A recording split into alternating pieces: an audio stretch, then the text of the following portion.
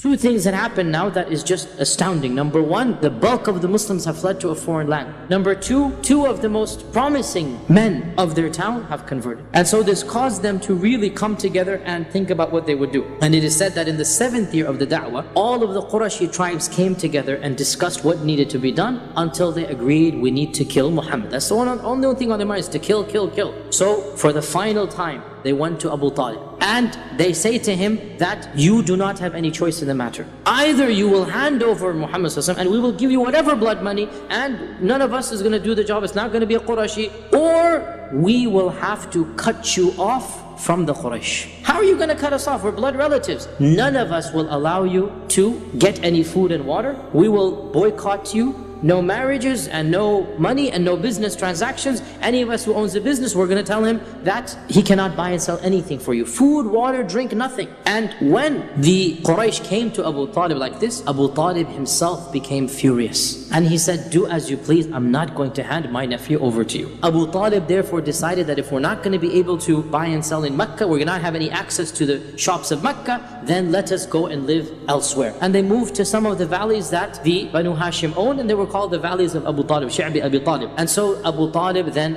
left to live in that valley, and every single person from the Banu Hashim and the Banu al-Muttalib, they voluntarily went into what is called the famous boycott. And in order to solidify this, the Quraysh came together and wrote a pact amongst themselves. What is the treaty? Nobody will buy and sell to the Banu Hashim. Nobody will marry into or from the Banu Hashim. Nobody will basically socialize with the Banu Hashim. So it is a boycott of an economic, a political, a social level. And they wrote a treaty and they hung it inside the Kaaba, and of course nobody entered the Kaaba. So they locked the door and it was inside the Kaaba. It is said that Bu'ayd ibn Amr was the one who wrote this treaty, and the Prophet made dua against him and his hand became paralyzed until he died. And so for 2 or 3 years they lived in this abandoned basically valley, eking out an existence, getting rainwater, eating from the shrubbery and the leaves. Bilal says that we began defecating like goats defecate. Droppings. Our droppings couldn't be told different from the goats. And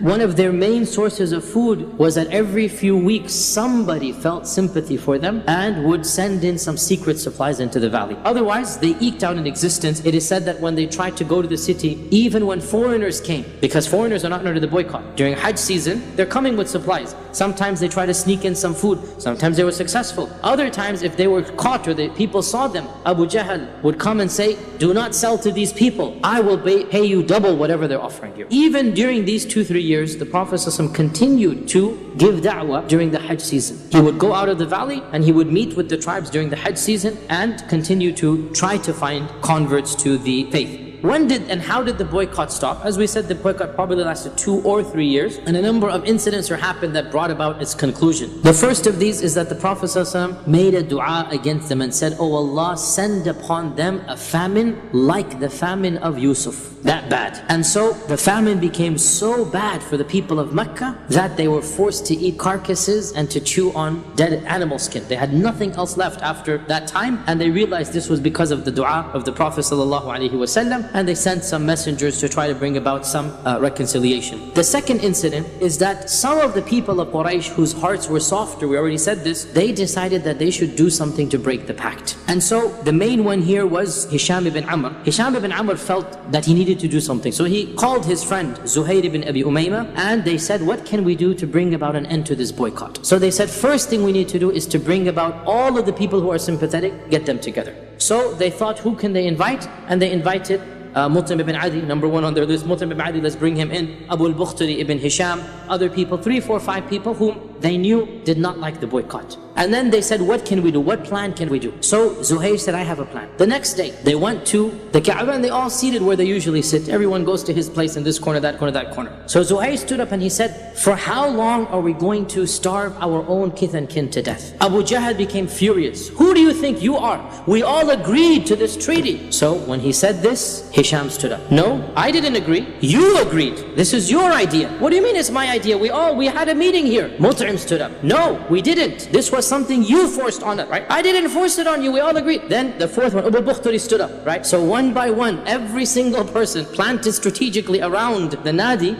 is basically publicly challenging Abu Jahl. And so Abu Jahl realized something is wrong. People are just standing up one after the other. And he said, Wallahi, this is a plan that all of you have hatched. But of course they didn't confess to this, and it seemed as if the public support had now shifted away. And then the final thing happened that of course completely turned the tide. One day the Prophet ﷺ went to Abu Talib in the Sha'b, in the valley, and he said that, oh my uncle, Allah has informed me that the treaty that they wrote has been eaten up by termites or ants, except for the phrase Bismik Allahum, just in the name of Allah. The whole treaty had, now the Kaaba is locked up, nobody goes in. Of course it is in a sealed pouch, you know, they have a parchment, they seal it up, it's in a cloth and everything. Abu Talib said, your Lord has told you this? He said, yes, he has told me this.